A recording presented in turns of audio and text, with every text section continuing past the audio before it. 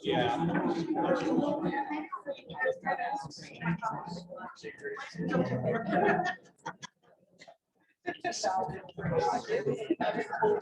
I did that. So For that, it was 7.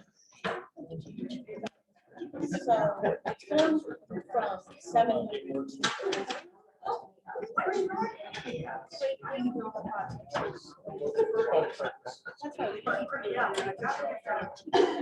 that positivity. And I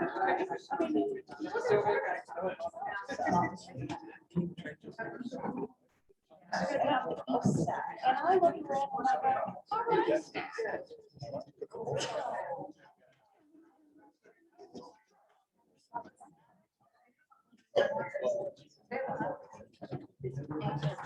I guess my expectations are, no, and that's how it's been.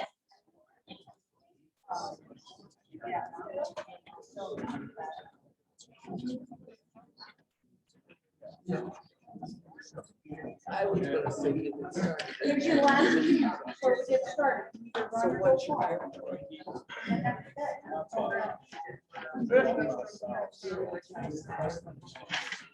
You're ready?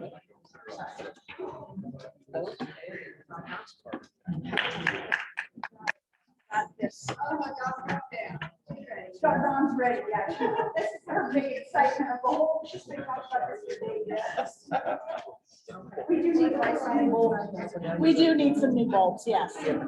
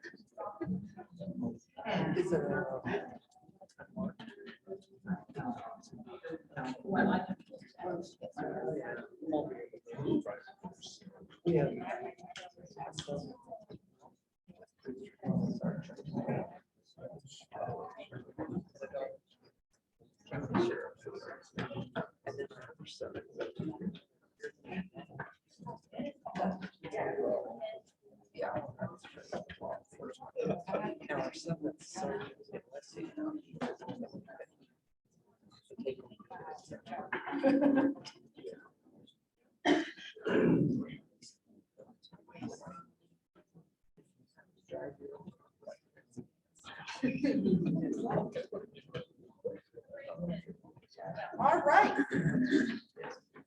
Did you turn this on, Miss Jessica? I'm not calling it. Okay. Can y'all hear me over there? Yep. All right, everybody can hear me back there? Give me a thumbs up. Perfect, perfect. All right, so just remember, candidates, you have to speak into the microphone, which is kind of obnoxious. There we go. Because they have it zooming, so wave to all your Zoom friends. And then also you want to remember that they're recording it. We'll get it in the Dropbox tonight. We'll put it on the chamber site and then you can go out and share it with all your friends and voters, okay? All right, so good evening. My name is Christina Clark. I'm with the Carbon Valley Chamber of Commerce and the current board president. I'll be your moderator this evening. Thank you for coming out tonight to hear your candidates of the town of Frederick and their city positions or town council positions. The candidates are being timed by Dawn Short, who is our current Carbon Valley treasurer. And when you see the yellow light come on, that is your midpoint. And when you see the red light, please join Dawn, all of you out here, clapping them off the stage. Each candidate will make an opening statement and answer 4 questions that were provided to them in advance. Depending on the time after the break, they'll answer your questions. Dawn gave you guys all a note card and a pen. So as you're going through and you have a question, write them on there. We'll collect them up at the intermission and we will answer as many as we can after the intermission. Your council candidates tonight are Dan March, Mindy Padilla, Brent Bertrand, Tavelde, Susanna Healy, Thomas Cave, Aaron Marquez, and Randy Robinson. So first, let's thank them for coming out tonight and all being present. So now that we know the rules and the format, let's start with our opening statements from our candidates. You'll have 1 minute to tell us a bit about yourself, and we'll just go straight down the road. Got it, Dan? You're on deck first. I have to stand up. Yep, you gotta come up here and speak into the microphone so that they can hear you on Zoom. Good evening, everybody. For those of you who don't know me, I'm Dan March. I am currently a trustee for the town of Frederick, Mayor Pro Tem. 4 years ago, I was given the honor of being elected by citizens of Frederick to become a trustee. And I want to have one more term in this thing. So therefore, I am asking for re-election bid. So, you know, this is a job that is not a job. It's a wonderful thing. It's an honor. And one of the things that I've always liked about being on the board is I don't represent just one little spot of Frederick. I represent the entire town of Frederick, all the businesses and all the residents. And you know, we are as transparent as we possibly can be, and we will continue to be that way. And we've got some things going that we've gotten started, and we want to be able to complete them.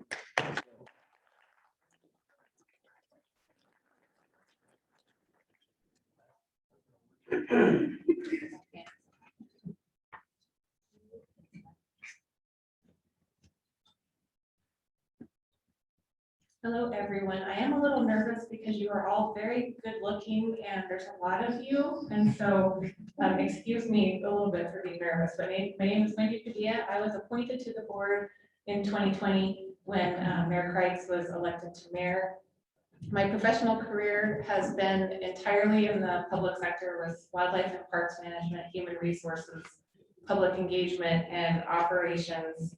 And what I like about being on the board is that I'm part of a bigger team, and that includes the board, that includes the town staff, that includes the mayor, and ultimately the residents. And I think that we need to listen to all perspectives, respectfully disagree with each other, agree with each other when we can, and really work for the town, and we really work for you.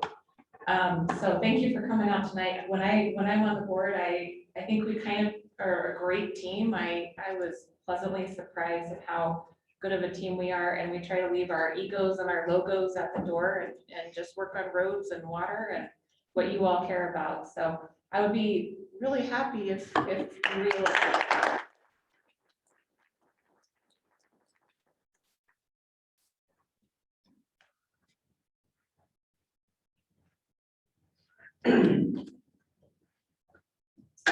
Good evening, and thank you to the Chamber of Commerce and ladies and gentlemen in the audience for your time.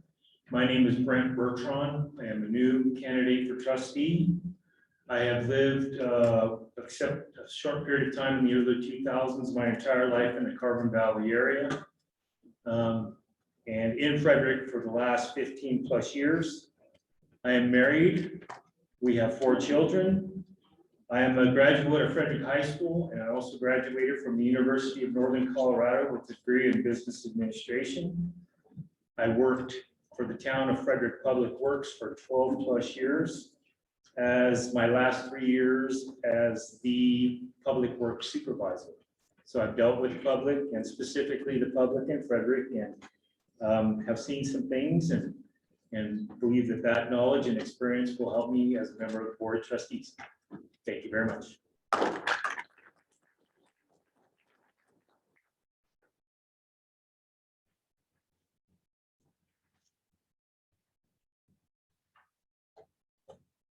Good evening, I'm Chad Tavelde. I became a resident here of Frederick in 2011. I'm married, my wife and I, for 25 years this year. I have 3 daughters. 2 of them graduated Frederick already as warriors, and I have one that's a junior, so I guess you'll graduate a Golden Eagle. No. I'm a licensed civil engineer. I work, and I'm a principal and a partner in a firm out of Greeley that does ag development. I'm currently on the planning commission for Frederick for the last 6 years. I'm the vice chair and on the urban renewal authority also. I live in No Name Creek, and the reasons I feel like I'm a good candidate to vote for, I have availability now. I've been thinking about this for years and finally have gotten the time to do it. I've learned on the planning commission. As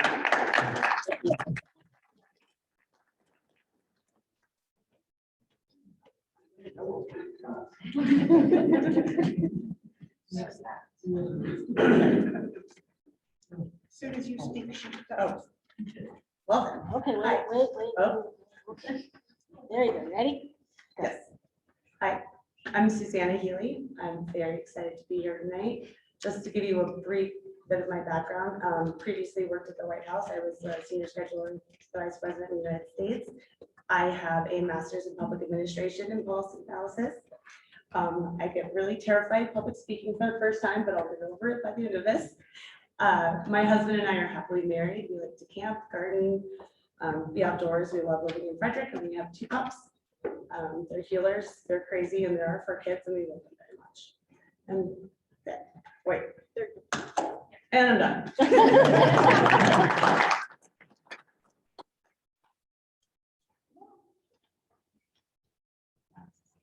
Use your outside voice. Outside voice? Okay. Ready? Yeah. Okay. Good evening. I'm Tom Cave. A couple of years ago, I retired from the Denver Sheriff's Department, and a friend of mine told me about a job working as a bailiff for Adams County. And you go before an old board, and they said, "Well, why are you here?" I says, "Well, my wife told me I need a job." So anyway, all kidding aside, we've been married for March 10th, it'll be 38 years now. I have 2 children, well, 2 adults now. One lives in Longmont, the other lives in Salem, Massachusetts. I'm here because I saw the opening for trustee, and I always believed in making a difference in the government. 20 years with the Navy Reserve and another 25 with the Denver Sheriff Department. And I see the lights turning yellow, so I'll leave it alone from there. Thank you.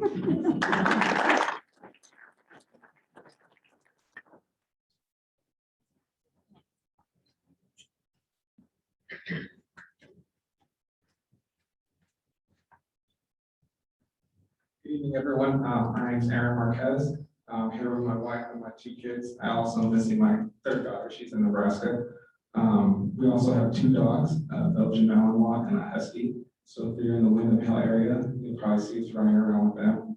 One of them's pretty old. We call her old lady. She's about 15. She's gonna probably outlive all of us, so we joke with her a lot. I'm a current Denver PD officer in Montbello, is my current district. I was also in the military for 10 years as an Air Force canine handler. I've been to Iraq overseas multiple times. We currently attend Flatirons Community Church, and we moved to Frederick in 2019. And ever since we moved here, we loved it and haven't wanted to leave since.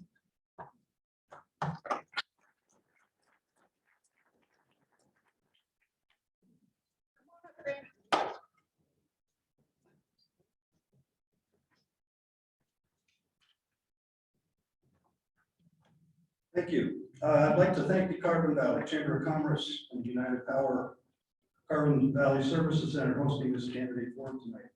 I'm Randy Robinson. I'm running for office for Frederick Board of Trustees. I'd like your vote and the opportunity to participate in the growth of this extraordinary town of Frederick, Colorado. I've lived in Frederick since 2005. 16 years ago, I worked for United Airlines for 31 years, and I will be retiring soon. This opportunity to be trustee has come at a perfect time for me to participate on the Board of Trustees. With your vote, I'll work to develop, improve, and achieve goals that benefit the community. I'm committed to working with the board to improve the town, striving to bring prosperity to the community, and listening to concerns to our residents, families, local business owners, and many others who are invested in the community.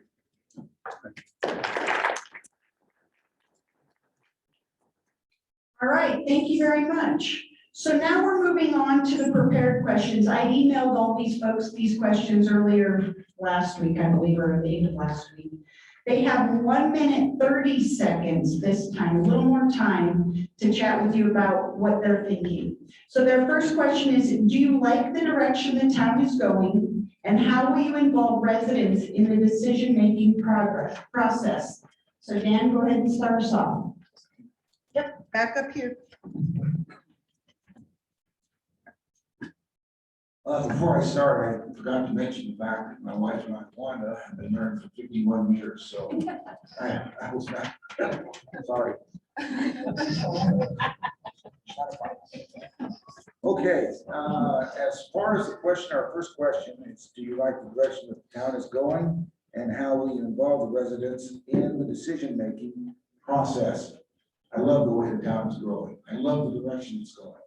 On board, we work very hard to get this boat turned and going in a direction that's going to turn Frederick into someplace that you want to live 50 years from now. And I just think that, you know, all the hours that we put in and everything that we try goes towards the residents and the businesses all the time. One of the things that help us to go in the right direction is we have a tour and talk program that we go on. We pick out so many neighborhoods every year and go and speak with the communities, listen to the residents, and keep track of what it is that their concerns are. And that's always brought back into the board, and we use those to try to figure out what it is that we need to do to keep the town going.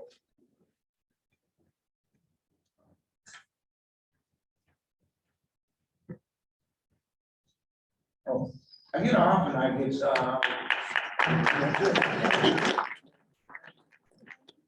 Wendy, come on up.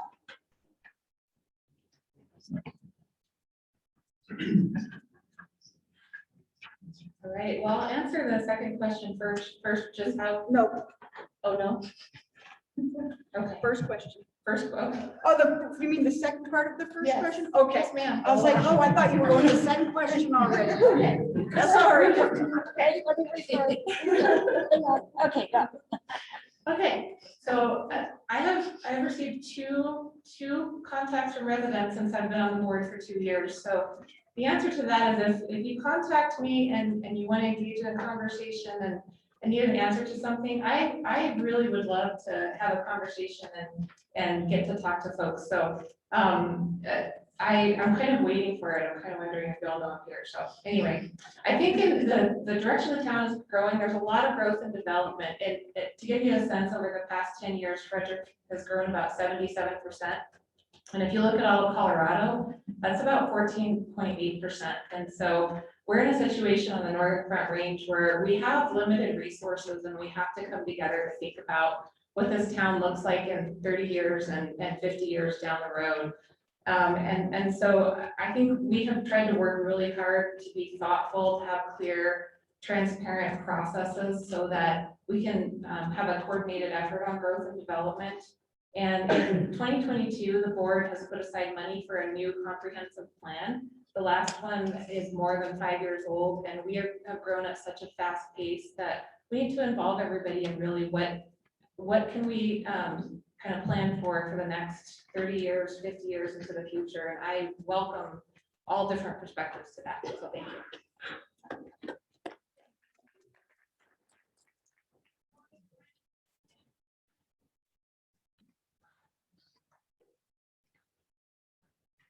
I think that the direction the town is going is towards growth of the community and business community, and improving the quality of life. I like those concepts and I like that direction. As far as involving the residents of the town of Frederick, there are multiple ways to engage with them. There's a town tent at every major event, every finale Friday. It's always staffed with staff from the town. They answer questions. Sometimes they'll have a survey. They can write questions down for people that have a question for a board member if there's nobody available. Town tour and talk. There's a community satisfaction survey that's going out to residents this month. Hopefully the participation is good and the feedback is valuable to the town. As far as myself, I will make myself available as much as possible. I have a phone number, I have an email address. I know the trustees and the mayor have a town phone and a town email address. So there's plenty of options to get a hold of board members. And also, excuse me. As far as that being how the residents are involved,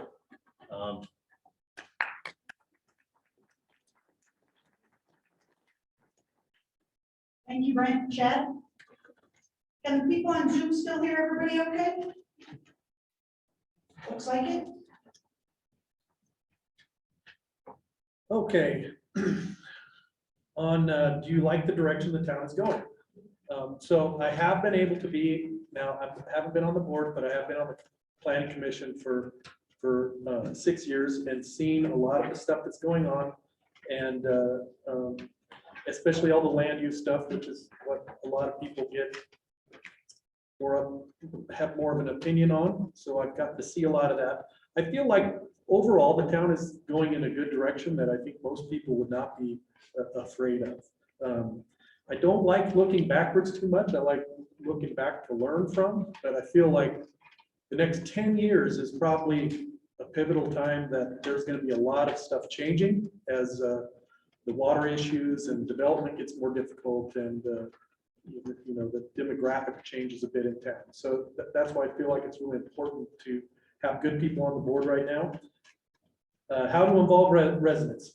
There's a lot of, you know, a big one for me is getting out there and being present at things, big events, stuff like that. I know board does things where they set up booths and things, but that along with being excited about what's going on, I think when people are excited or they hear more about what's going on, they have more opinions and it's easier to listen. I know surveying is a good way to do it. I know they're doing some of that stuff, but the big part is to listen and you know, be excited about what we're doing, and therefore people will talk to you about it. So that's my answer. Thank you.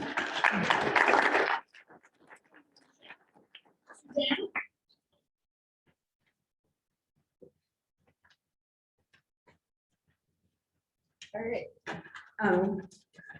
Look, I love the direction the town of Frederick is going. This was a major factor in my in the decision for my husband and I to move here a year ago. Regarding involving residents in the decision-making process, I feel public anonymous e-surveys and mailer surveys are a very good start. However, to truly involve the residents, we must actively listen to what our neighbors want for the town. This requires being present on neighborhood Facebook pages and other social media platforms, as well as being present at community events and getting to know our neighbors. Building relationships, both trust, and that is what will drive residents to participate, I'm tongue-tied, sorry, participate in the decision-making process. Thank you.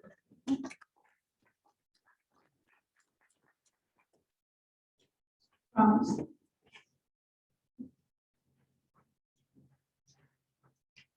rushed in here and forgot my reading glasses, so I'm late. Sorry. You want to borrow mine? Hey, if they work.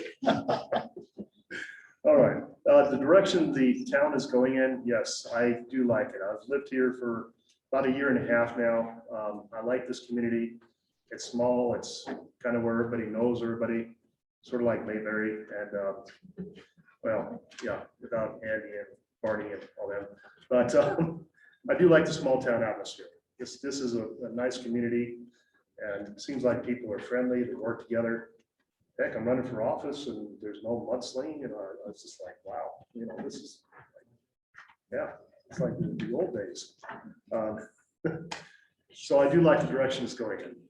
How will I involve residents in the decision-making process? Well, I'm afraid I'm already there. I'm not even elected, and I go to church and people sit down and talk with me and tell me, well, this is wrong, that's wrong. How would I like to see changed? My wife tells me she'd like to see more shops in the downtown area. I'd like to see that too. I'd like to, yeah, the yellow light's coming on now, sorry. But I'd like to see more business come to Frederick. I'd like to see us grow. I'd like to see us keep our revenue within Frederick. and work with our neighbors to the north and the south, Firestone and Dakota. I know they already have a lot of chain stores, a lot of restaurants, things of that nature. We can't stop progress. You know, we can't stay small forever, but we can stay small in our own little community. Thank you.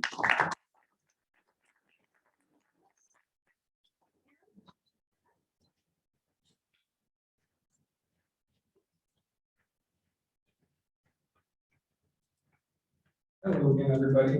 So to answer the first part, I do like the way the town's going. What I'd like to see more of is also expanding more outdoor spaces. We do live in Colorado. Most people here in Colorado like to get out. They like to go off trails. They like to get up to the mountains. I'd like to expand that. I know we do have the Frederick Recreation Area.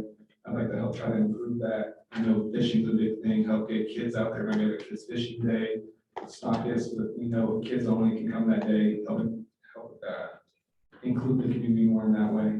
They get more people involved instead of just doing an event, sitting there under a tent. I like to actually get out to the communities, walk with the people, talk with them in their community, see what the issues are, see what they need. If they need their grass mowed, help them mow their grass. You know, see what the issues are, see what their specific needs are in that specific community and help build around that.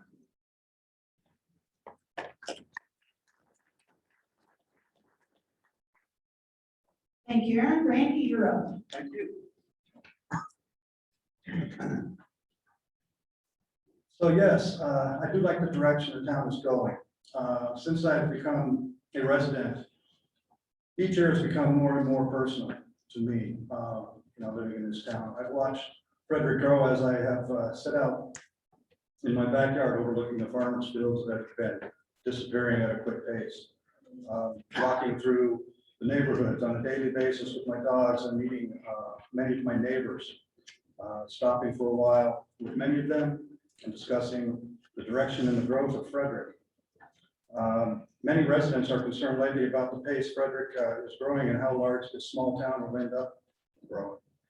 There's many questions and I want to be a part of the answers. I will involve residents in the decision-making by inviting them to participate at monthly meetings, Frederick's social media and website participation, and we'll constantly explore new ways to communicate. Thank you. All right, thank you. Are we still good on Zoom? Perfect. All right, our second question is, what is your stance on supporting businesses? Please discuss your thoughts on both retaining businesses and attracting businesses that are desirable to our current population. Dan, you're up first.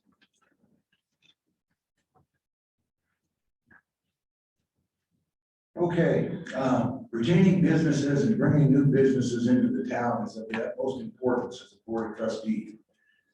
Businesses give us the foundation for financial support and for the town so that we can continue to grow at the rate that we want to keep going. I believe as a trustee, it is imperative that we must recognize current businesses all the time and in the areas that the town of Frederick can address and encourage staff to find assistance for these businesses. Past COVID debacle that we had here, we developed an assistance program that helped some businesses stay afloat until it was over. And I was very proud of the fact that we were able to do that. New businesses in Frederick is of the utmost importance. As a board of trustees, we need to make sure that we make use of our Director of Economic Development. He's an incredibly talented person, and that's what we brought him in for. And as a result of that, we've been able to attract some new businesses and figure out ways of helping the current businesses. I think that's all I've got. So thank you again.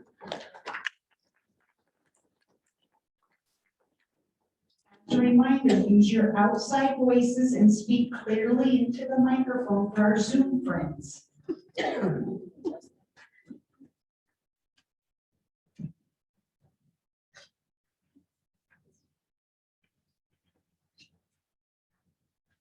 I think the town staff and board play an extremely important role in attracting and retaining businesses. And I think Frederick residents from surveys and from what I've heard want shopping opportunities, want employment opportunities close by. And they want a downtown area that continues to be cool. It's pretty cool now, but cooler than it is. So since I got onto the board, you know, I've spent my career in the public sector. I've learned a lot about businesses and how the town can support businesses. And we've hired an experienced economic development director, as Dan talked about, and we've developed a clear incentive policy for attracting new businesses, as well as for business retention. You know, and we've also been really thoughtful about approving home residential growth, but because we know that more population can drive businesses to our area as well. So I would like to see us kind of continue in that direction. And I think having a professional staff that can really be that interface with new businesses and our existing businesses has been a huge step forward for the town. Thank you, Mindy.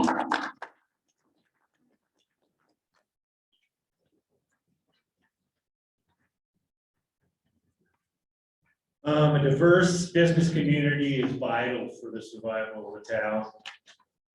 We need to bring in business, good solid members of the community, create living wage jobs, and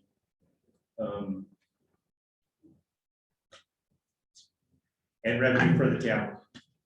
As far as attracting business, they mentioned the community development director as a key part of that. Like to have the opportunity to work with the board and the mayor and the members of the community and the staff to aggressively attract retail that's in line with the vision and the focus of the town of Frederick. And I see that we manage that along with the growth that we're going to need to sustain those businesses. Thank you. All right, Chad, you're up.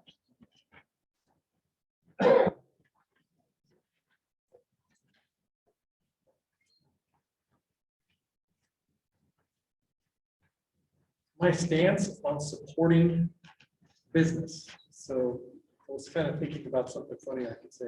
I think we should all make our kids get out there and get a job like I did, so we can support those local businesses. So I believe strongly in opportunity. I think that's one of the big things for small businesses, and that the small business really what makes a small town unique. I know it's one of the reasons why I like Frederick a lot. I've been a small business owner and I've frequented the chamber events and the downtown business events and understand what a lot of the challenges are for the businesses downtown. And I'd like to help promote that. And also with the retaining those businesses, but then looking to attract new ones also. It's a fine line to walk. I think that streamlining opportunity for businesses that you want to attract can have negative effects sometimes on the local businesses, but I feel that timing is important with that. Community outreach where you understand what people want and what would do well here is important things, which the economic advisor they hired, I'm sure, is an expert at. And I'd love the opportunity to help the town with that. Thank you.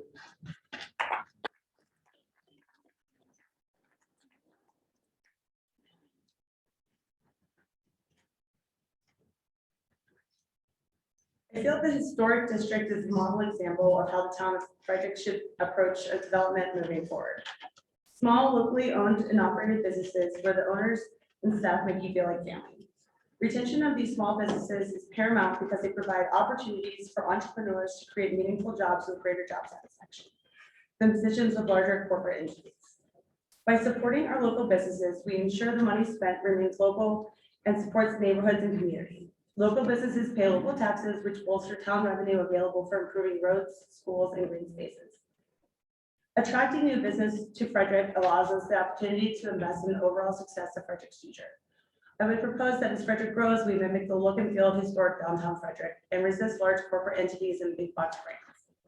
This ensures Frederick maintains its small town feel and unique character. Future residents will be attracted to Frederick for just this reason. We won't be like the majority of suburbs and towns in the greater Denver metro area. And attracting new residents attracts new business.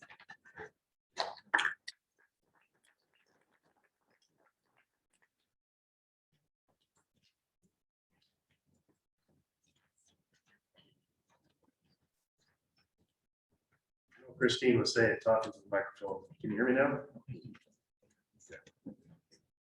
By the way, she won't be her glasses, so don't make fun of me. Morning, ladies' glasses here. My stance on supporting business, I agree wholeheartedly, as long as it's the right business. I don't believe in a child daycare in the middle of the senior community or vice versa, a nursing home in the middle of, regular community. I think the right business for the right community. We have Home Depot just north of us and Firestone. Do we need another Home Depot? No. But I think we should try and keep around the small businesses that we do have, the people we have. And I think that we should grow more business. Keep the industrial, more that type of business close to I-25, keep the smaller businesses downtown. And keep ourselves as a nice, small community that, yeah, feel lights on again. But like Reno, the largest small town in the world. And, well, that's all I have. Thank you.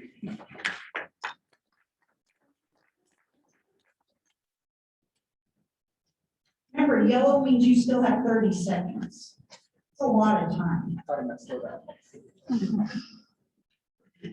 Hello, everybody again. So I want to keep small businesses in the town of Frederick. If progress is having franchises come in, that's not what I want.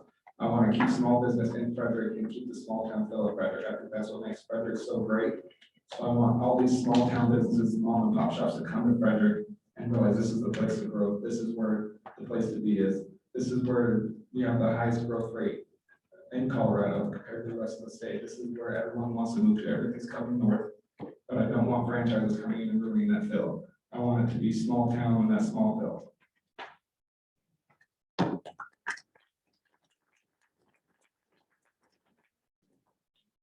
Thank you, Randy.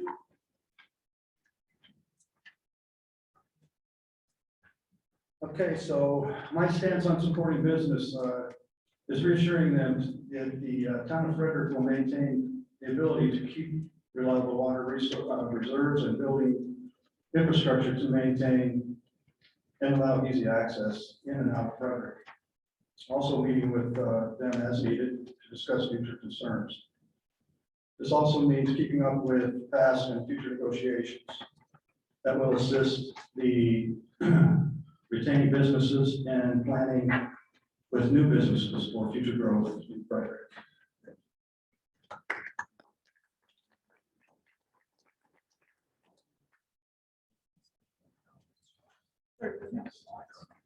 All right, good answers.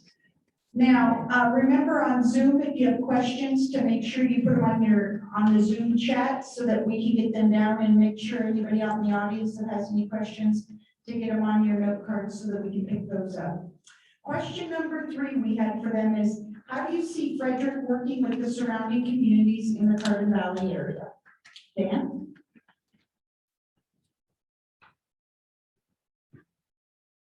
The Carbon Valley area is made up by 3 towns: Pono, Frederick, and Firestone. Since I was elected, one of the things that I couldn't understand, and I still don't understand, is our inability to be able to coordinate our efforts in many different ways with the other 2 towns that make Carbon Valley. We made a commitment as a board that this isn't going to keep going like this. We are going to move on, and we are going to try to find out ways of being able to better coordinate what we're doing with what they're doing, and finding areas that we can work together as neighbors. We have had dinner and we've had meetings with people, representatives, trustees, and mayoral candidates in Tacoma. We've had dinners and we've had meetings with people from Firestone. And the only way we're going to get into this and the only way that we're going to improve this is to do it. And I don't see any reason why we can't continue to work on that for the next 4 years. There are a lot of advantages of having all three towns working together. And if there's a way we can get it done, all three towns or the Carbon Valley area will be better for it. Thank you.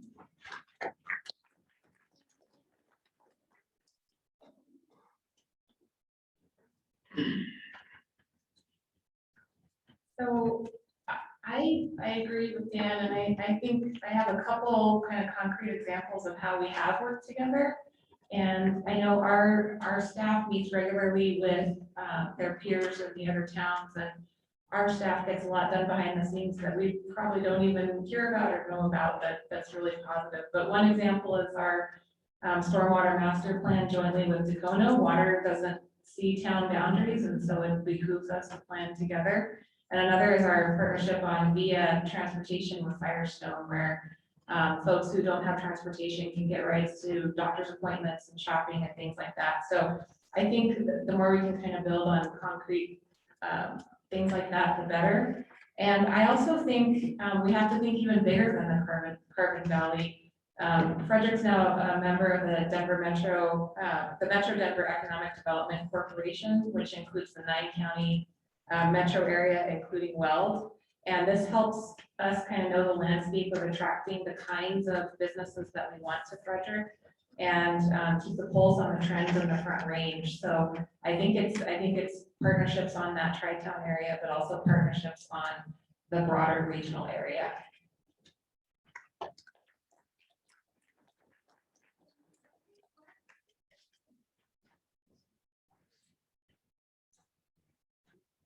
In the past, some of the trustees and mayors, since I've lived around here most of my life, I knew more than a few of them and had an opportunity to talk occasionally about issues and what was going on and, you know, things that involved the town. And as close as 15 or so years ago, the three towns would get together quarterly and discuss regional issues. They would take the board, the mayor, and select staff, depending on the issues that were going to be discussed, and they would get together and talk about things that were common to all three towns.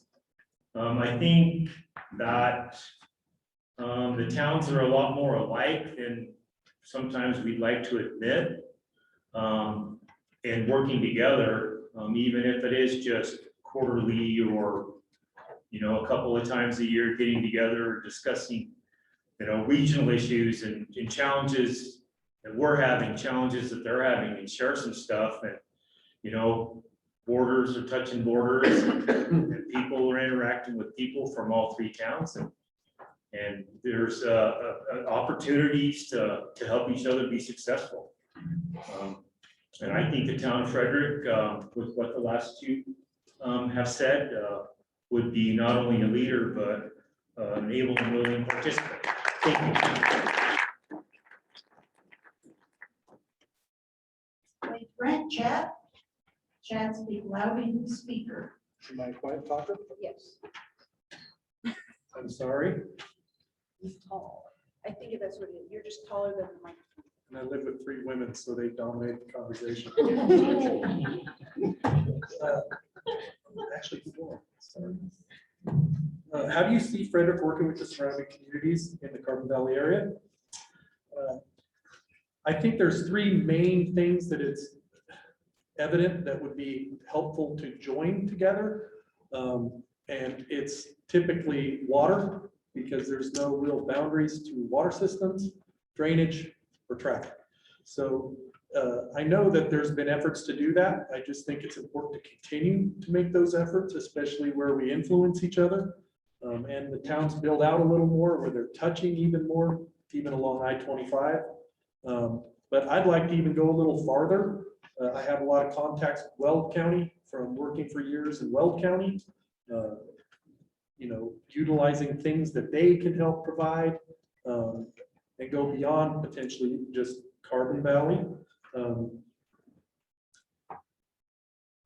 And as a group, trying to prevent something like the North Weld issue that's happening up north, where there's now a moratorium on getting new water taps and things like that. And for all of us to work hard to not end up in a position like that, I think is really important.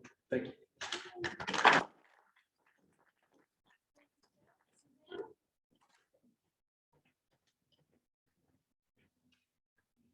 So my answer to this question is going to go back to basics, basically being a good neighbor.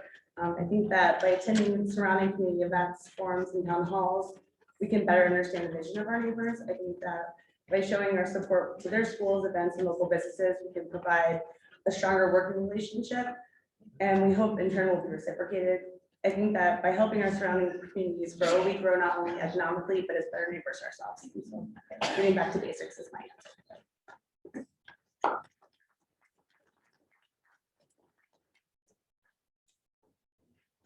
Come on up, Thomas.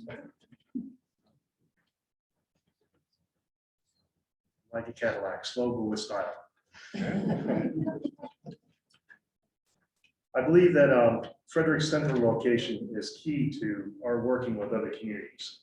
When we have Firestone to the north of us with big businesses such as Home Depot and American Furniture Warehouse, to the south of us, we have Tacoma, which is more agricultural, a lot of gas and oil, fracking. We have a little bit of everything of that. And I think that we should work together to create opportunities to help Frederick to grow, where we can work together and we can benefit from each other. The nation divided is no good. Divided we fall. Together we work together. And I think that we have a lot that we can benefit each other by working together. Thank you.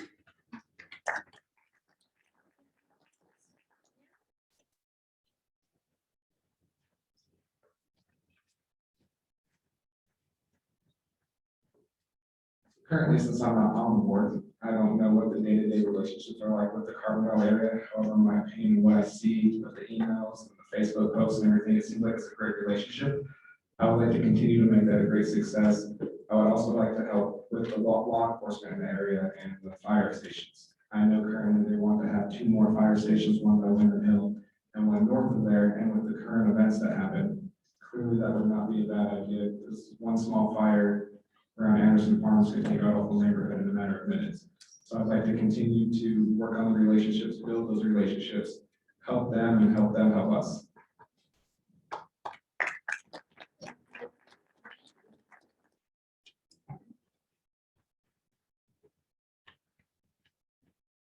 Did my exercise tonight.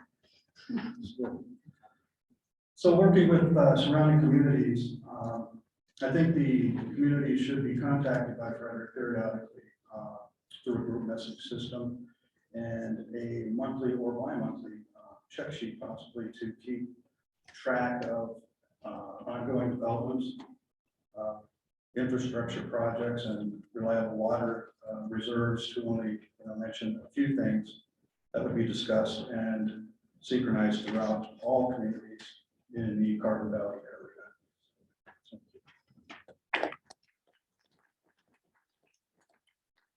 Okay, just because I can put this plug in, because I'm the chamber president, y'all are, captured here with me and held hostage. Just to let you know, at the, every quarter, the Chamber of Commerce has a meeting for business advocacy meeting. You do not have to be part of the chamber to attend that event. And we have representatives from each of the towns in the city of Tacoma there, so you can talk to those representatives about, what's happening in our communities. So check on our website and you'll see those. We just had it last week, Paula, on Friday. It's always the first Friday of the 3rd month. First Friday of the 3rd month. So March, June, and then y'all count on your fingers after that. So just keep an eye on the website. All right, our last question, and then we'll take a short break, so make sure you get those questions in on your note cards. So when considering a development application, how would you evaluate whether to support the project or not? Dan, go ahead and start us off.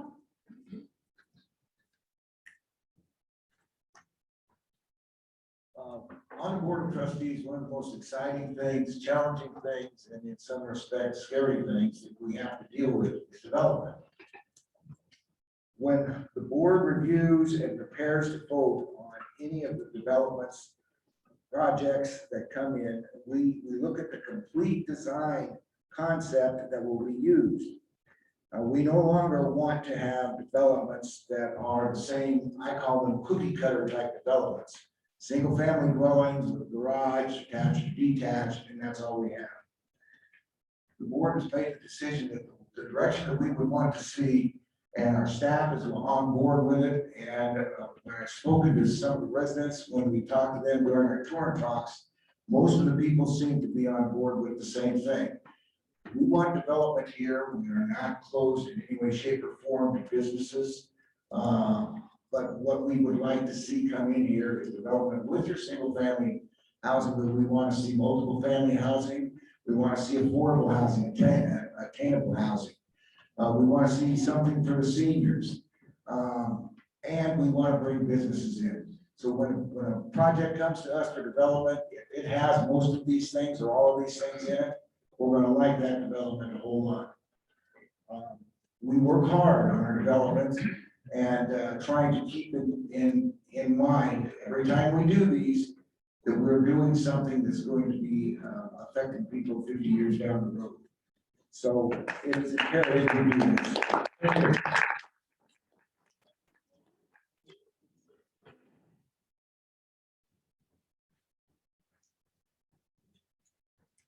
So I'm a process person.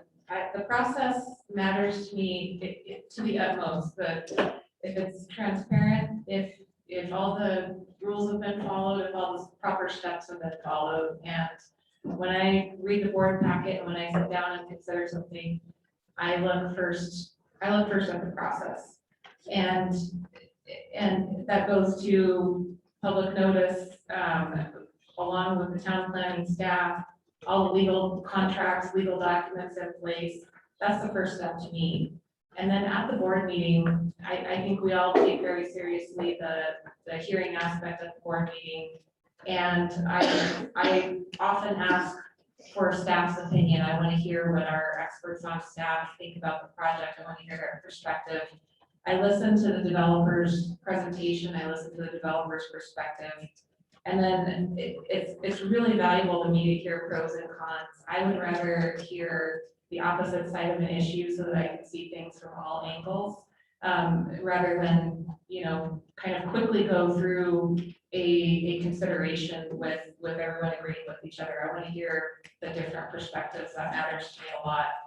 And then at the end of the day, I vote with all of that in mind. And that's sort of maybe a boring way to think about it, but that's kind of how I've done it for the past couple of years. Thank you. Anybody need an extra card? Additional questions? I'm certain, like with most towns, the town of Frederick has a set of codes, requirements, process developers go through when applying for a development. And there is staff dedicated to reviewing that application, making sure that things are right, checking with engineers and architects and designers, and making sure that everything is acceptable to the application process. If those requirements and codes are met or exceeded, and the staff speaks positively of the project, I would have no problem at all supporting that project. Thank you.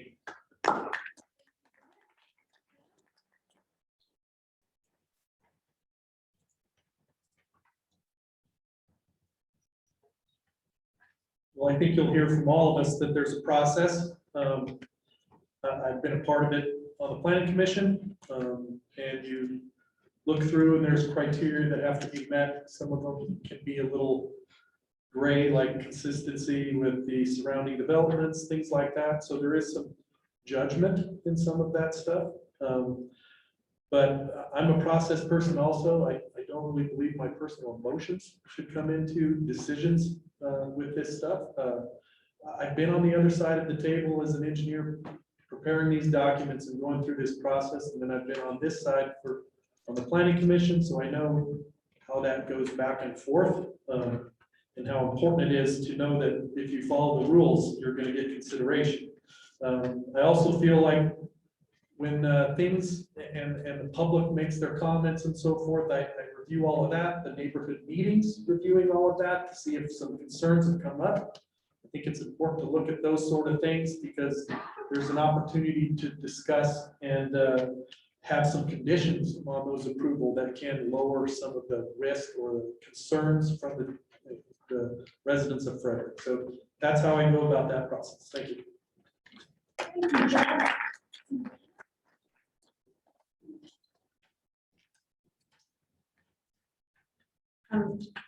I would refer to the town of Frederick's comprehensive plan and evaluate whether the proposed project is in harmony with the plan's goals and community vision for the future.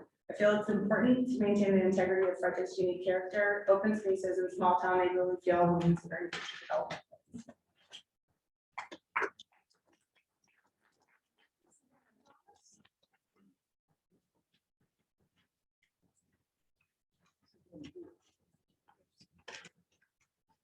Considering that's development application, I'd look at a few things. First, is it safe?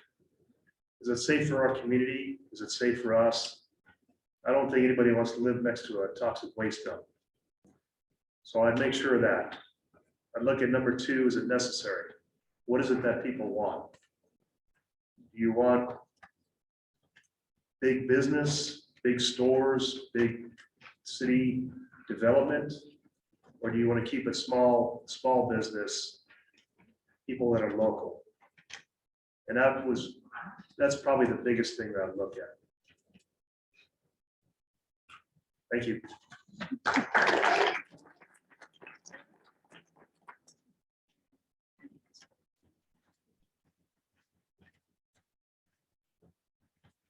So when it comes to wanting to evaluate a development application, not only I want to know what the business is, but I want to know who the owners are of that business. What are they like? What are they like on a daily basis? If we have businesses coming in, but the owner might not be a great person, I'm not sure if that's what the kind of business we want here in our town of Frederick. We want that small town feel. We want good reputable businesses. I want to also know how is that business, if it comes in, how is it going to benefit the town of Frederick? And how is the business going to benefit from the town? How can we help each other?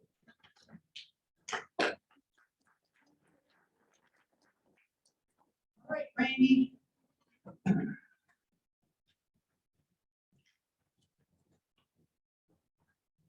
So when considering a development application, my evaluation to support the project or not would depend on the business's total needs of resources our town could offer and supply.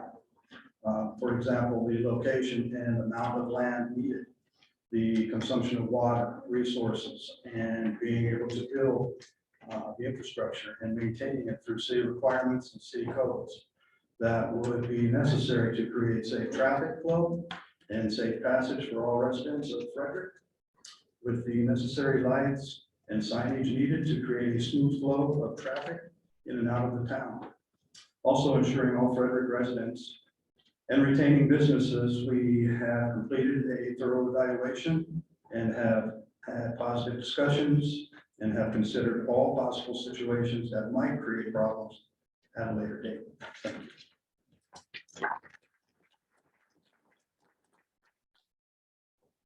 All right, we're gonna take a short 15-minute intermission, so everybody needs, well, it's not even gonna be 15 minutes. You get till 10 after 7 to use the the facilities. And we have some coffee provided by a local business here in town, and water and cookies for y'all. So while you're gone, we'll collect your note cards, and you guys can get those turned into us. Thank you.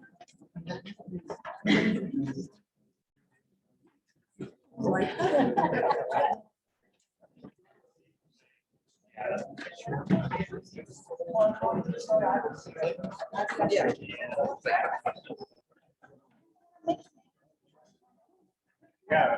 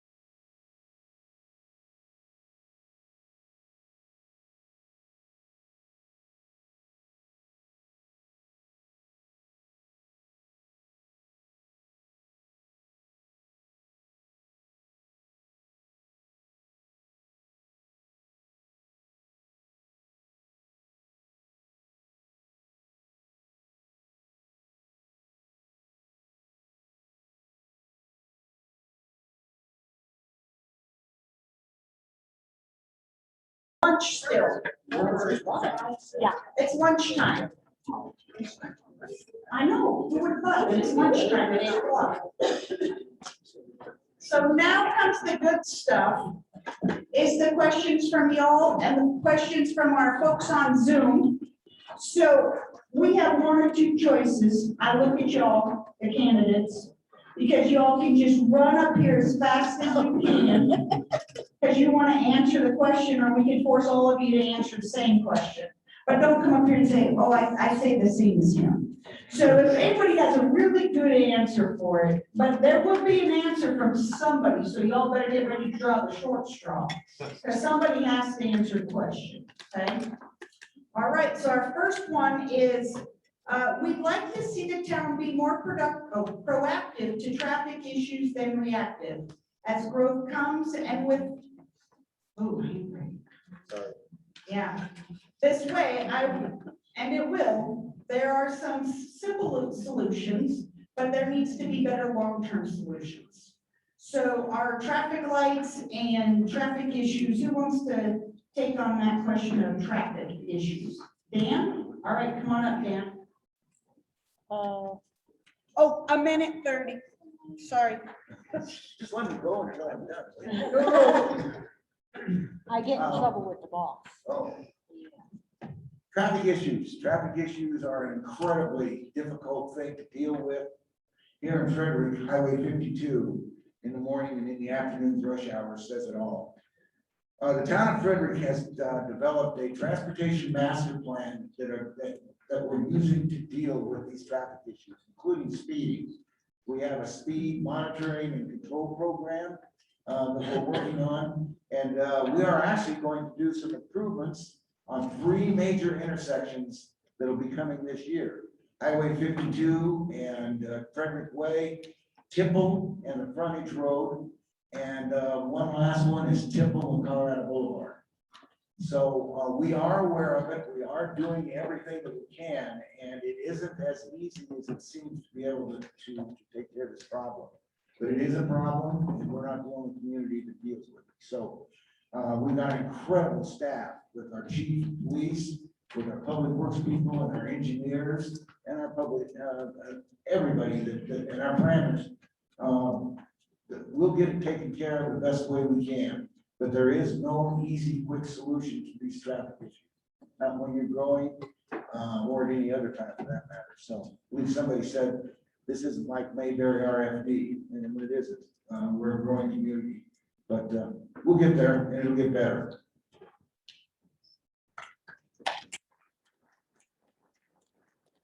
Anybody else want to take a stab at that one? Chickens. All right. So we have somebody that's asking, will there be some more grocery stores and other shopping centers near Highway 52 and County Road 7?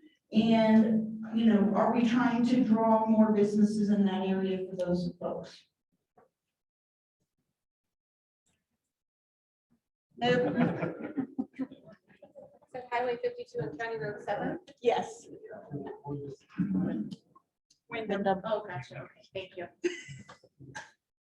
I think that the community, the overwhelming things that I've heard is that we do want grocery stores, we want places to shop. And the area of Highway 52 and County Road 7 around, you know, especially I-25, I've heard residents there talk about driving to Erie for King Soopers or driving to, you know, Firestone for the groceries and driving quite a long way. And so I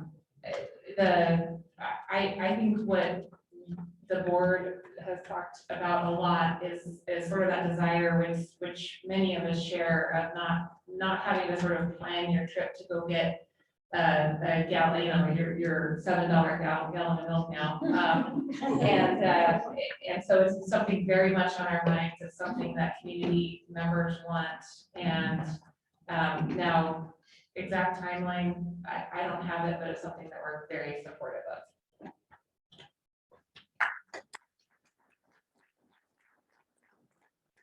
Anyone else want to say anything? Thank you. Thomas. Are we getting more grocery stores? Short answer, I don't know. But if I'm elected to council, I will take a look at it. I do believe that we do need more grocery stores. The only ones I know of, is King Soopers up on Firestone Boulevard. I don't like to go to because it's just too busy up there. So I always go to Safeway, but I would like to see more grocery stores in the nearby area. Thank you, Thomas.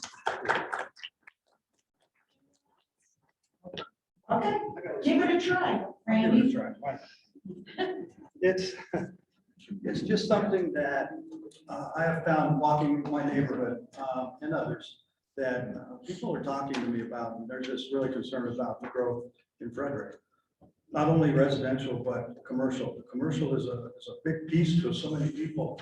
And they are tired of driving to 7 or down to 119 and off over to, where Erie or wherever you gotta go. But I don't know for sure why we haven't had more commercial at this time. There's only one person in this room who knows, but I think zoning, I don't know, zoning is probably a problem. Trying to get the proper lots and the proper, property, available for these places to be built. I don't know. I'm just assuming that has a piece of it. That is a piece of it, but maybe it's just getting a fresh board or some fresh faces or some creative ideas to try and, nudge some people and start getting people to come around to, giving us what we need as far as zoning and those types of things, so that we can start getting these commercial places done. So, thank you. All right, we have 2 questions here on more police presence in neighborhoods due to, lots of dogs, lots of cars, lots of people misbehaving. Anybody want to take a stab at how we're going to help our police officers? Randy. Oh, sorry, Aaron.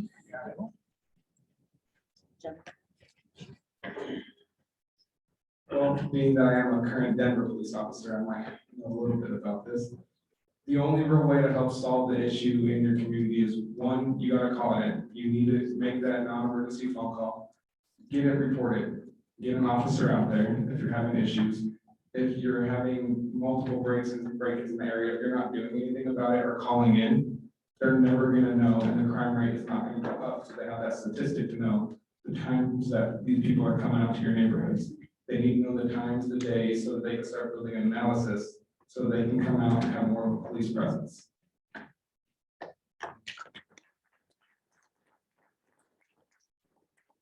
Thank you. Aaron. Yes, Wendy, come on up. Thank you so much.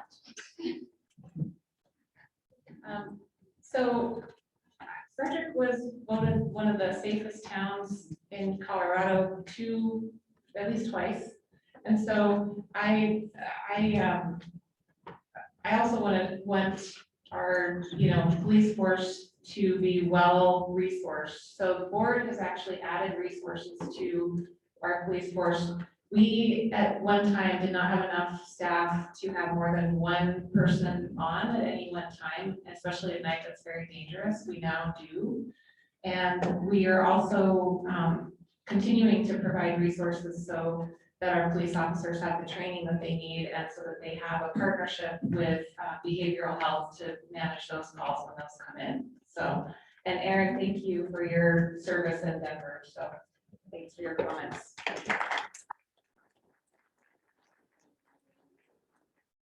Anybody else? We're doing this till 7:50, and then you have your final comments. So Thomas, did you have to add something? All right.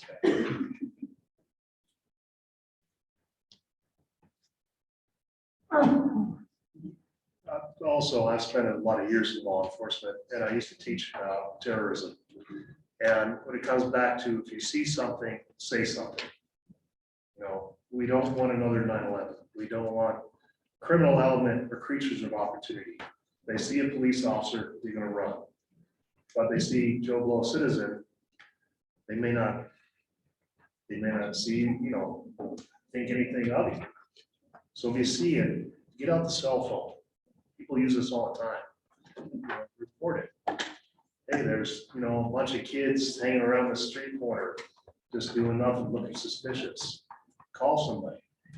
Let us come out there, check it out, see what's going on. Thank you.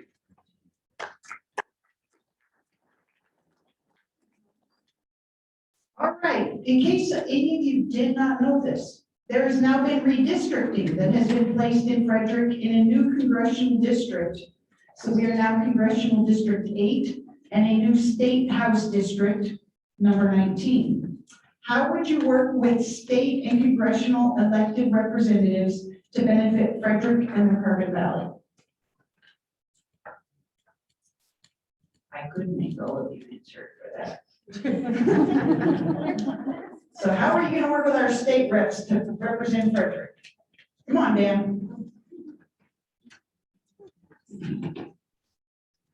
As a governing body, the Board of Trustees in Frederick is neither Democrat nor Republican. We have no political affiliations specifically. As a trustee with Frederick, we are Frederick's trustee, and there are no political parties or idealisms that go along with that. However, this redistricting issue has hit. It's a new thing. It's something that we need to be aware of. And the way the board would probably go about this is we would stay in contact with our state congressmen, our representatives, anyone that is coming in. We try to do that all the time. We try to stay in contact with our county commissioners. I know Mayor Kreitz is continually speaking with state and other local government officials.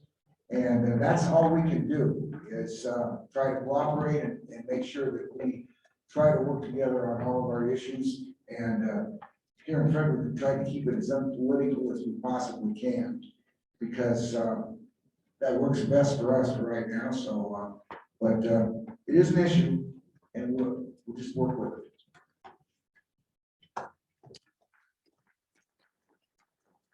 Thank you, Dan. What do you have to say, Chad? I believe it's an important thing to reach out to those people. I don't have a lot of experience at the state level. However, with the county and those sort of organizations that I've worked with, those people have been around. I think it's important to reach out and then try to go and be a part of things where you can meet those people. I think that's the way to create some camaraderie, that you can go back and forth with them. I mean, usually I imagine the phone calls and the emails work, but I think it's important to develop that familiarity with those people also, that you can talk about things that are a little more of an issue. But so that's it.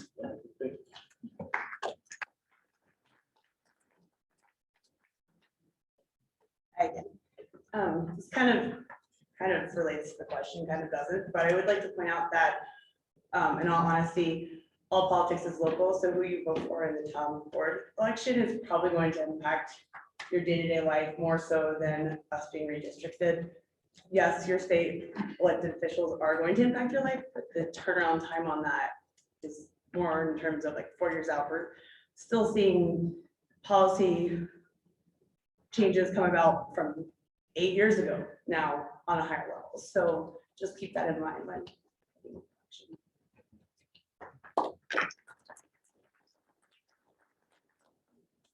We will be holding a forum as the Chamber of Commerce, so watch on our website for the Congressional District coming at the end of the month, just so you know. All right, how will you get people excited about getting involved, and what will you do differently? I know we kind of asked this question, but what are you going to do differently? Go for it.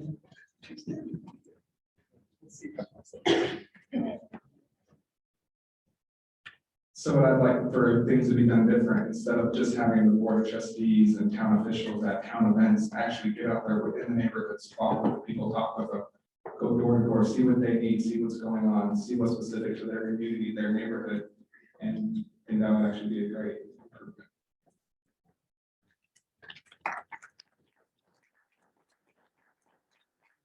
Thank you, Erin. One of my favorite questions tonight. What is the one thing you think the town of Frederick can improve on? Thomas, come on up.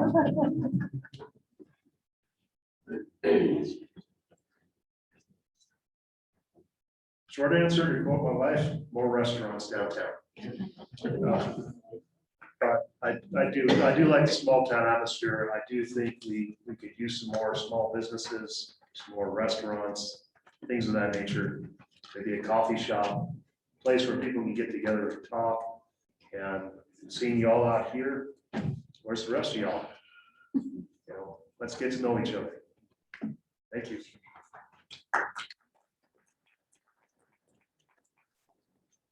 Anyone else? Sure. Thanks, Randy. You're welcome. I think maybe we need to get more involved with media, a little bit more, and a little bit less. It helps us in many ways to reach out and pull in people from all over, the communities. But we don't see people face to face. We don't talk to them face to face. I'd like to interview or invite them through maybe the board, possibly through our computer system or something that maybe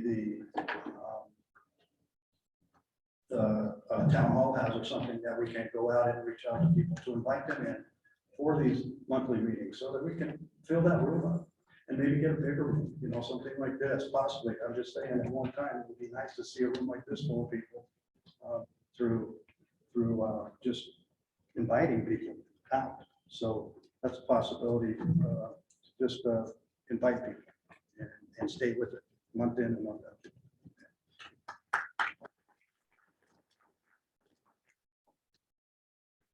Is the town growing too fast for the infrastructure? And should trustees pay more attention to input from residents? That's two questions. Okay, sorry. Is the town growing too fast for its infrastructure base? Chad.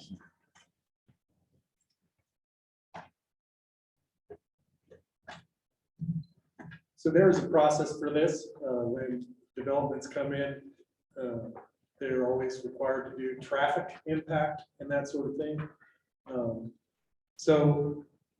And water line development and all of that stuff is required on a job by job basis.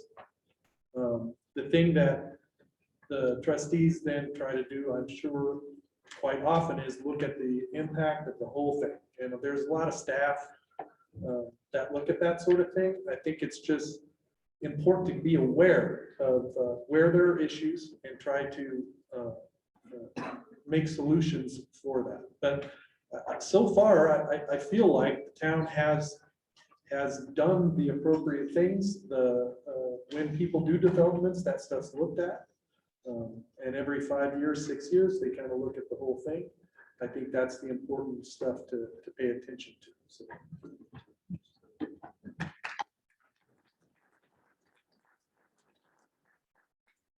Everybody's favorite topic. What are your thoughts about metro districts as a tool to support growth? Yeah. Everybody knows what a metro district is, right? Okay. Okay, yes, somebody might need to Google it. Metro district as a tool to support growth. Yeah, thank you for that question. That's always good to get really, really tough questions that nobody wants to answer, so thank you. We were able to move to our home from Savannah subdivision to Maple Ridge to, I think because of the metro district. And so we do pay more in taxes, but I see it as bringing that infrastructure to the town, bringing the necessary emergency services, all the things that the impact of that development has onto, so that we can have a place to live and so that the town can get resources. So it does make new development very expensive for people moving into the area, which, I think about, folks that aren't able to kind of afford that and kind of consider that as an option, but that's been my experience with it. So you guys all are chickens if you don't come.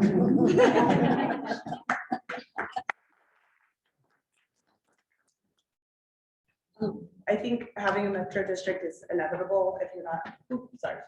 But the taxes that are brought in by having metro district and the resources, it's kind of necessary with the rate that Frederick's growing. Regardless, I know we live in a metro district in our neighborhood. It's not been terrible compared to Denver. Obviously, we're still a lot smaller on that end, but eventually it will be as expensive.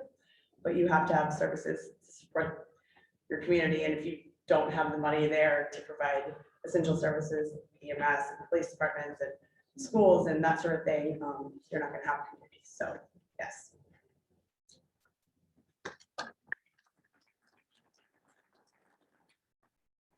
You have something to say about a metro district? For district infrastructure, I think the town of Frederick right now is growing at such a fast pace that everybody is looking at it like, how do I get in and out of this? Everybody's trying to figure out what to do and how to do it. Infrastructure is something I'm going through personally right now where I live in Savannah. On the backside of me, the north side of my property, they're building 214 houses back there, and Lighten Creek will be installed right behind my fence line. I'll have 60, 70 feet of street, Lighten Creek, that I'll be looking at off of my back porch, I guess. Metro district. That's what we want to know. Yeah, well, I'm trying to get to that, but it's not getting there, I'm sorry. So maybe I'll redirect a later question. Okay. Thank you. Exactly what a metro district. Jamie Bedsall, come here, please. Okay. You bet. Come on. Who's gonna come explain it in nice terms, because I cannot do it nicely. Yeah, Jamie, oh, Paula, look, we have the economic development.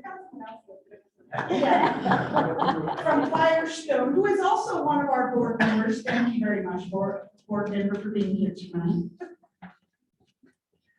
A metro district is a financial tool for developers to install public improvements such as your streets, utilities, sidewalks, parks. They can also at times use the funding to develop and operate some of the common expenses associated with homeowners associations, such as parks, swimming pools, clubhouses and such.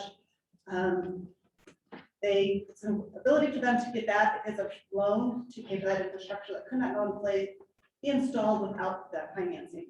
The cost of your house would start out at much more expensive rates. So if your house today you're buying for $300,000 in the metro district, it would likely be more like $500,000 to buy it because you're upfronting the cost of installing all that public improvements yourself rather than through the developer financing it over time.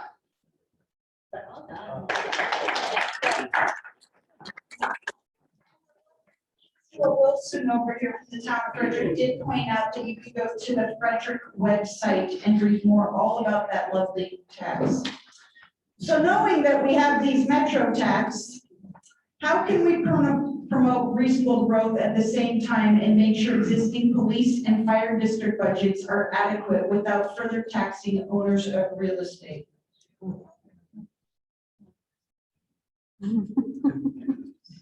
The feathers are flying over there, ladies and gentlemen. I'll take a stand on it. All right, Thomas.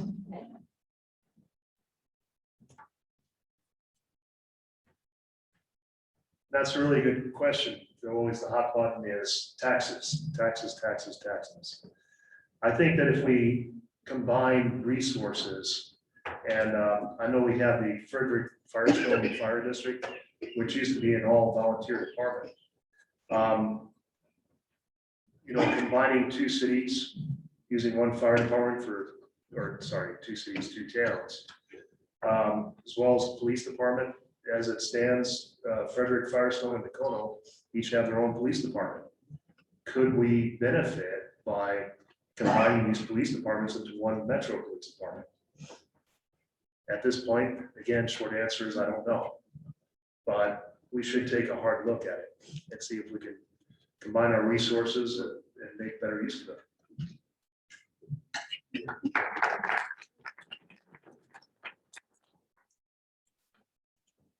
We'll take a stab at this one also.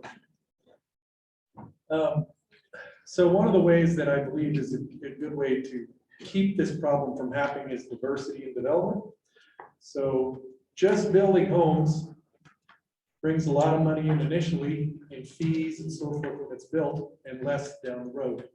So you have some upfront money, but over time, without bringing in businesses and bringing in other tax revenue businesses, that even out that and take less police and fire to take care of that business. That's a way you can balance this and not have it be as large of a problem as it might be if you just build homes and homes and homes.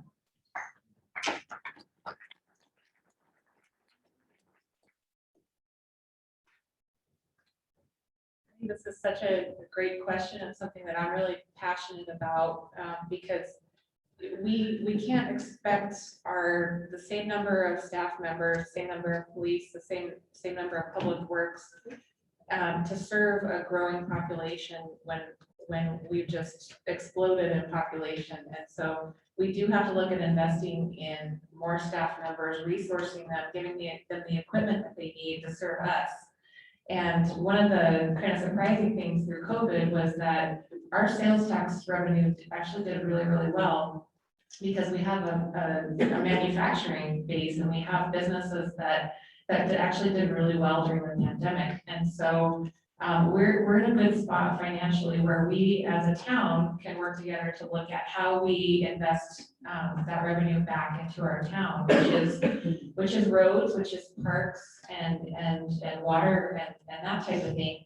But it's also the people on the other end of the phone and on the other end of the counter who are helping you get your building permit or pay your bills. And so we can't lose sight of ensuring that our staff are adequately resourced to support our growing population.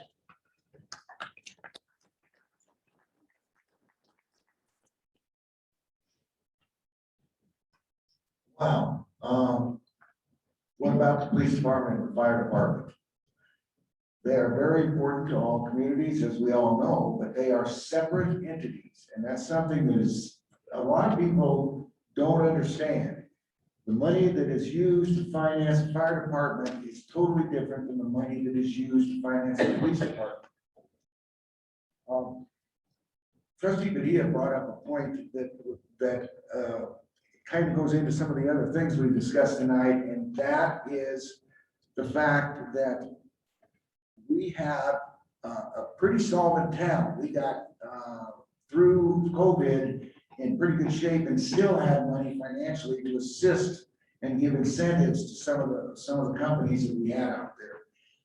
Our police department survived it. Our fire department survived it because of their ability to pay for what they had to pay for.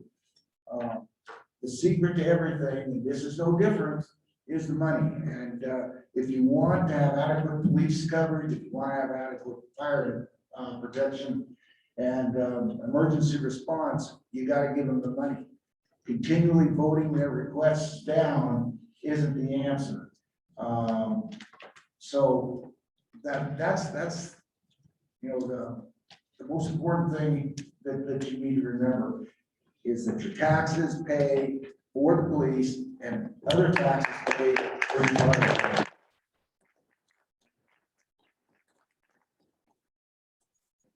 Thank you, ma'am. What do you know about the town's current water issues and how do you think we can improve? Go ahead, Dan.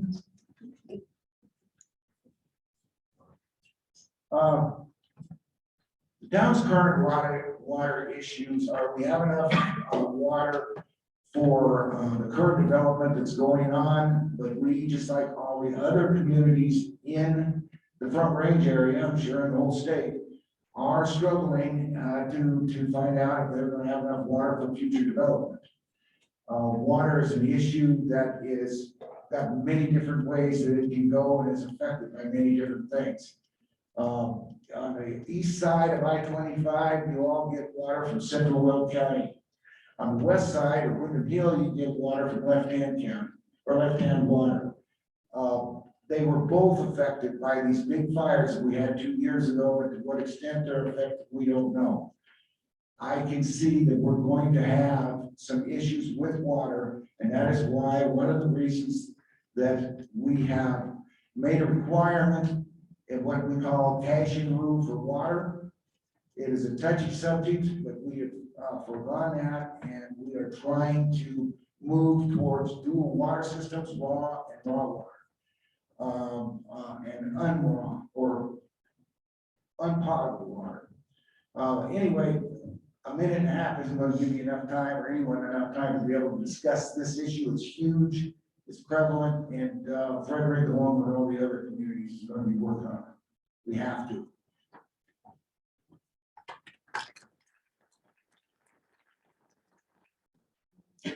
All right, growing historic downtown Frederick has been mentioned several times.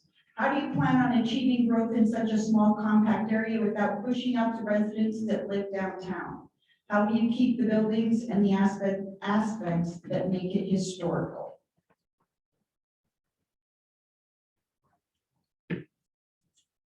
Come on. Me personally, when I was speaking about growing downtown historic Frederick, I meant expanding past Fifth and Main, past the actual historic areas. So new growth and new businesses. I mean, where we live in Silverstone, there's a huge wide open field that I know is just being developed by the second. But what I would like to see is that same feel of downtown Frederick just be expanded across Colorado and any other new developments that happen, so that it is cohesive and keeps the feel. I don't think that the historic downtown needs to be touched so much, except for the open businesses. I know there's a couple for sale or for lease. I don't think the residents should be pushed out whatsoever. If they deserve to be there.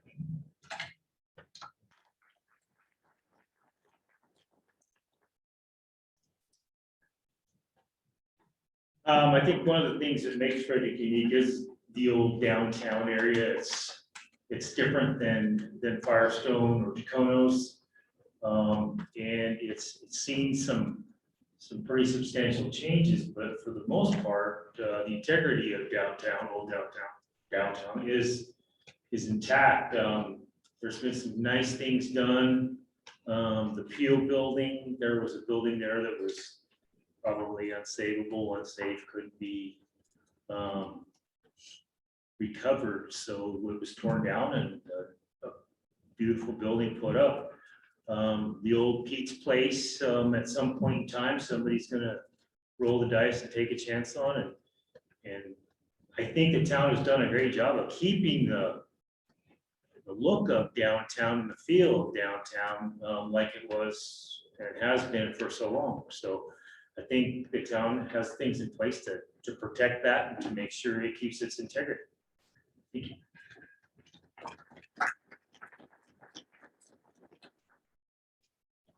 Should trustees pay more attention to input from residents regarding new development?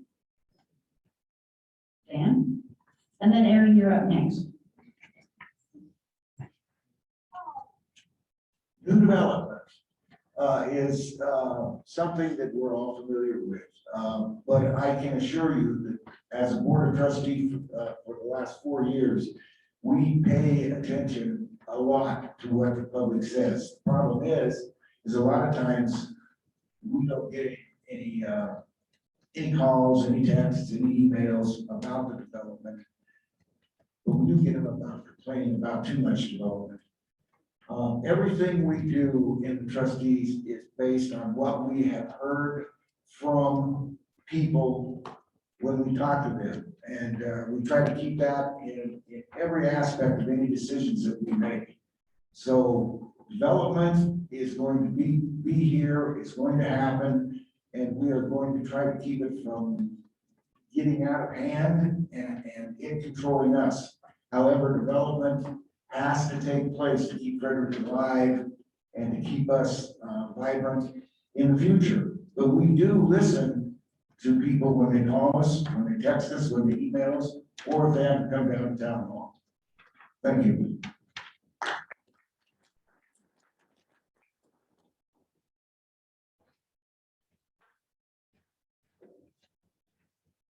I think it goes back to my point I keep bringing up, instead of sitting there waiting for the texts, the calls, the emails, actually getting out to the communities and seeing what people are saying about the development, seeing what people think about these houses getting put in, or maybe a King Supers or something getting put in. It takes us to go out there. We work for the people. That's why we want to get elected, to help voice your concerns. We are the voice of the people. We're not just our voice. It's the voice of everyone else.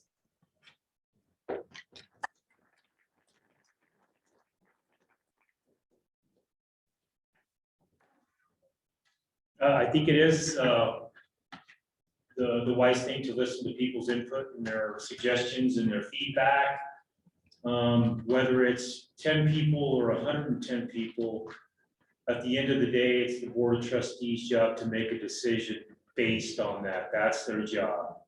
You listen to what people have to say, but at some point, a decision has to be made, and that's the job of the board of trustees. Thank you.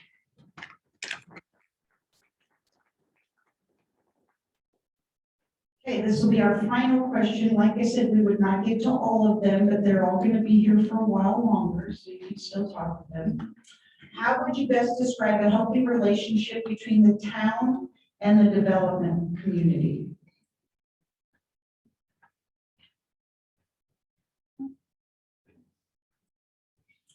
Wendy's got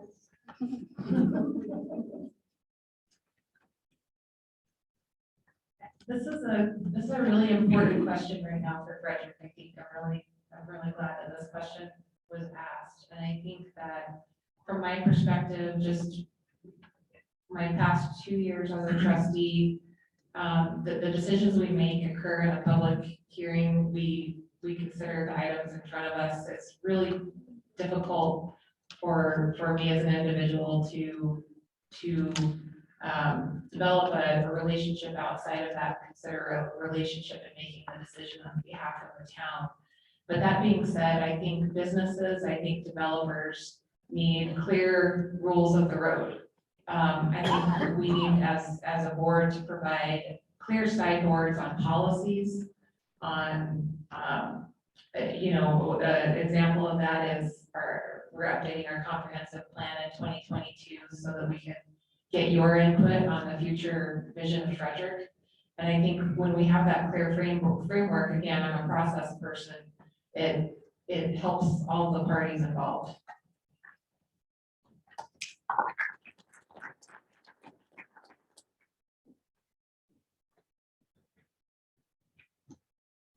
I feel it's important that there's a relationship there with regards to developers and the trustees.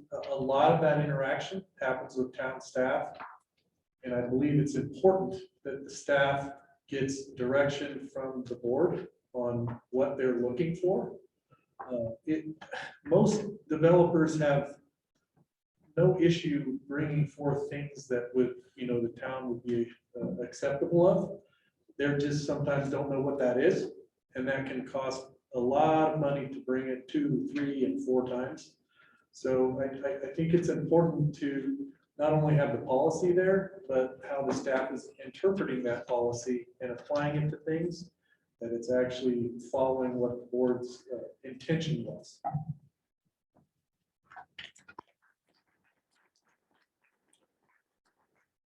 All right, so we're down to the final part. Everybody is going to sum up their, your pitch, as we call it in the real world, your 30-second commercial, tell us why, but you get actually 1 minute.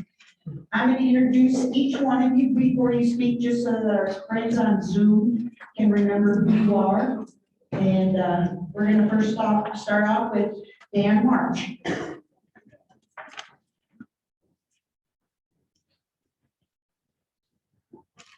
To sum up everything that we're trying to do on an election in a minute or two is a little difficult, but it's not. I guess the thing I want to say on these things is as a trustee, I've been a trustee now for 4 years, and it took me at least 3 years to figure out what it is that I can and can't do as a trustee. There are things when you become a trustee that you think you can do, and you find out soon that you cannot. I know what these are now.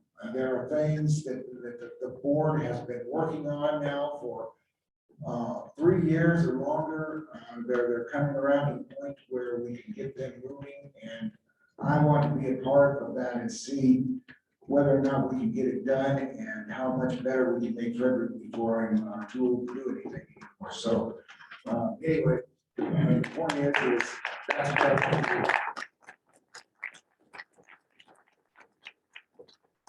Next is Mindy Padilla. This has been the most fun job interview ever, so thank you all for listening for so long and coming out. I think one, let's ensure that town staffing and resources can keep up with our growth. 2, let's continue to up our game with economic development. And 3, let's keep moving forward with our infrastructure investments. We've hired a parks director, and we're really looking at how our parks operate, how we take care of them, what future parks look like. I want to see all of that continue.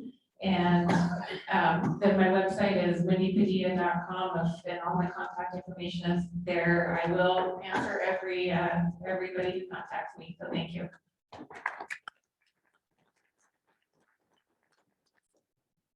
Brent Bertrand.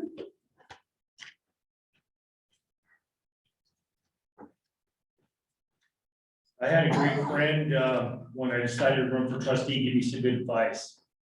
He said, don't be afraid to admit you're wrong or you don't know.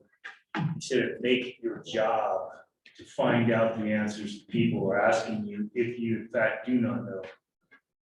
I said earlier, I spent some time in public works. I've dealt on a micro basis in the town of Frederick, part of what happens in the town of Frederick. And I interacted with people that were angry, people that were happy, people that were going to tell me what they wanted to tell me, being very visual. They'll tell you what they think you need to know, and you take that, you take the strengths of your staff, you make a decision that's best for the town, and you move forward. And those are the kind of things that I think are vital for this position, and I'd like to serve the community I live in. Thank you very much.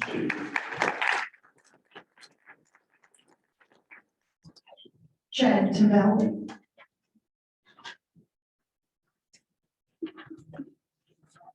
There's a long E on the end, Tavelde. Oh, sorry, George. It's okay. I feel like I'm a good candidate for your vote. And I'll go through a few things. Some of this stuff can be character. I feel like I'm a level-headed person, very honest, trustworthy, the kind of things I think is important to hold a position like this. I have a background in development and engineering and understand the process well from both sides. I've spent some time now, 6 years on the planning commission, so I'm not coming in raw. I know a lot of the rules and I know our codes and I know all that as a background. I care about Frederick, and I really like my kids to have a place here that they could come back and live and could afford. I think that's very important. And I do have some understanding and background in water issues from Weld County and my work in that sort of stuff. I feel like all that makes me a good round candidate.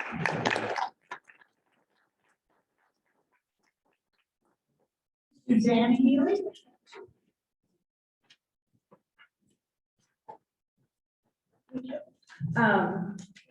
This has been fun and enlightening. If elected, I would like to continue supporting and promoting locally small-owned businesses. I would encourage the growth and development at a rate which genuinely benefits the town of Frederick, and at the same time preserves its heritage and unique small-town feel. I would really like to give priority to the open spaces and parks and green spaces in Frederick for future development plans. The one thing I can guarantee you is you will get my all 100% enthusiasm and excitement every day, maybe too much, but I really am very excited about this opportunity, and regardless of what happens, appreciate all of your time tonight and questions. And support. Thank you. Thomas Cave.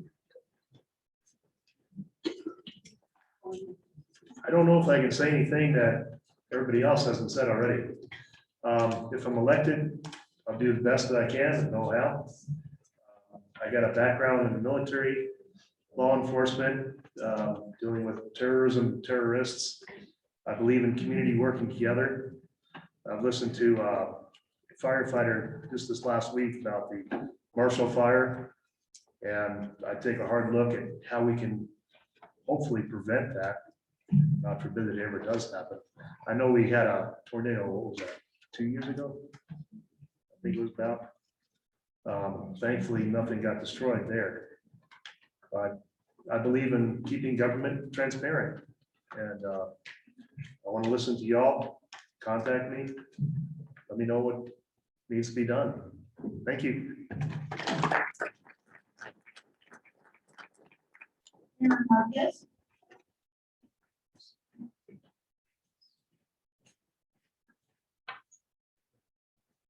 Just like to say thank you everyone for coming out and listening to me talk these last few minutes.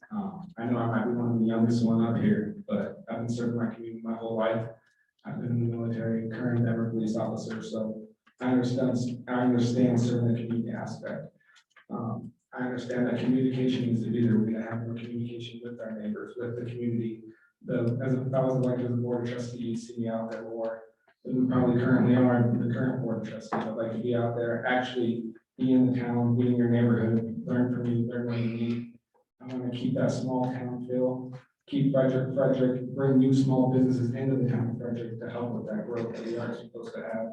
I'd like to give fire and police the resources that they need, help me bolster up our police department so that the crime that is happening, hopefully that drops and goes down. And finally, I'd just like to say, I'd like to be the voice of the people, like to get out there with every one of you and like to meet you and not just focus on now, but the future of our kids.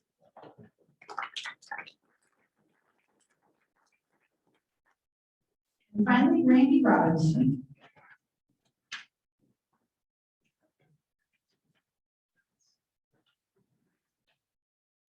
Thank you all for coming out tonight. I appreciate that. It's great showing.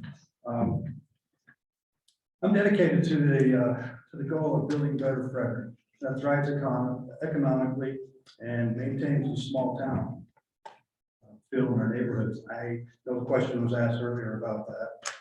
There's many things to consider when you're talking small town and the things you would like to see happen to keep that small town feel. And I'm sorry I did not have more to speak about that, but I'll work on that. I do have a lot of ideas and a lot of things I'd like to do in that area. And also honor the town's history. This can be accomplished with fine tuning as needed, creating new ideas with committee support and discussion, negotiation and cooperation. Together we can move towards a positive outcome with teamwork and common sense.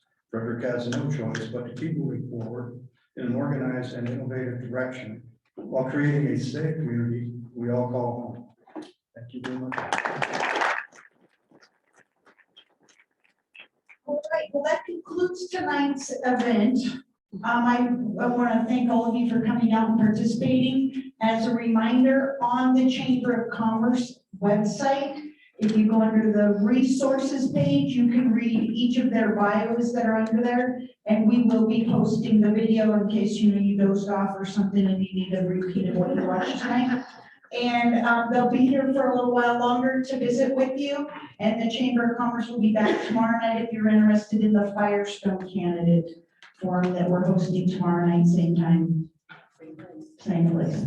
So thank you very much for coming out.